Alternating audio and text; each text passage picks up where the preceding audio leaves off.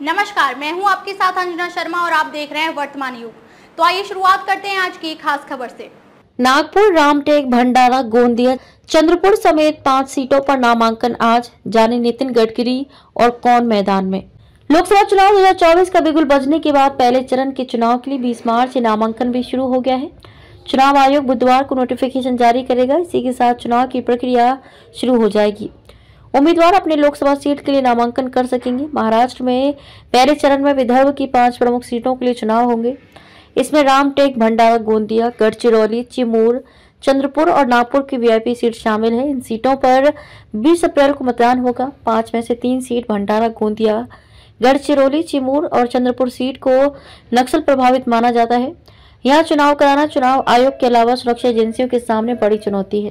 पहले चरण के चुनाव का शेड्यूल 20 मार्च को नोटिफिकेशन के साथ ही नामांकन की प्रक्रिया शुरू। 27 मार्च तक उम्मीदवार नामांकन दाखिल कर सकेंगे। 28 मार्च को चुनाव आयोग उम्मीदवारों के कागजात की जांच करेगा। 30 मार्च तक उम्मीदवार नामांकन वापस ले सकते हैं। 19 अप्रैल को इन 5 सीटों पर वोटिंग होगी। 5 सीटों पर एक नजर। नागपुर सीट महाराष्ट्र में नागपुर लोकसभा को वीआईपी सीट माना जाता है। इस सीट से केंद्रीय परिवहन मंत्री नितिन गडकरी यदि इस बार जीतते हैं तो वह हैट्रिक लगाएंगे। गडकरी इस सीट से 2014-2019 में जीत दर्ज कर चुके हैं। 2014 में गडकरी इस सीट से कांग्रेस के विलास मुत्तेमवार को हराकर पहली बार लोकसभा पहुंचे थे। 2019 के चुनाव में गडकरी ने कांग्रेस के ही नाना पटोले को हराया था। यहाँ पिछले दोनों लोकसभा चुनाव में बीएसपी तीसरे नंबर पर थी। रामटेक सीट पर 2019 में तत्कालीन शिवसेना के कृपाल तुमाने ने कांग्रेस के किशोर गजभिये को हराकर चुनाव जीता था। तुमाने 2014 के चुनाव में भी इस सीट से जीतकर संसद पहुंचे थे। तुमाने अब एकनाथ शिंदे गुट के साथ हैं। यदि उन्हें दोबारा टिकट मिलता है तो वे जीतते हैं तो वे भी हैट्रिक लगाएंगे। वहीं इस सीट से उद्धव गुट का उम्मीदवार होगा या कांग्रेस अपना उम्मीदवार उतारेगी, इसे लेकर असमंजस बना हुआ है। भंडारा गोंदिया सीट। विदर्भ की भंडारा गोंदिया सीट पर पिछले चुनाव में बीजेपी के सुनील मेंढे ने जीत दर्ज की थी। 2014 के चुनाव में बीजेपी की टिकट पर नाना पटोले ने जीत दर्ज की थी, लेकिन उन्होंने बीच में ही सांसद पद से इस्तीफा दिया था।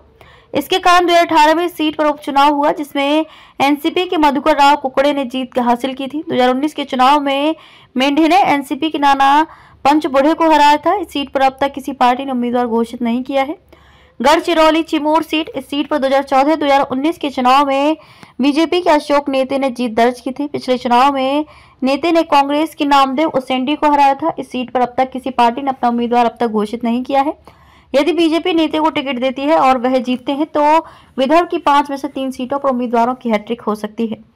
चंद्रपुर सीट। बीजेपी ने एकनाथ शिंदे सरकार में मंत्री सुधीर मुनगंटीवार को उनकी गृह जिले चंद्रपुर लोकसभा सीट से अपना उम्मीदवार बनाया है। बीजेपी के लिए यह सीट काफी चुनौतीपूर्ण मानी जा रही है, क्योंकि 2019 के चुनाव में मोदी की लहर के बावजूद कांग्रेस के सुरेश धानोरकर ने बीजेपी के 2 बार के सांसद हंसराज अहीर को हरा दिया था। अहीर ने इस सीट पर 2009-2014 में जीत दर्ज की थी। खबरों में अब तक के लिए बस इतना ही। फिर होगी आपसे मुलाकात कुछ ऐसी ही खास खबरों के साथ। तब तक के लिए नमस्कार और देखते रहिए वर्तमान युग।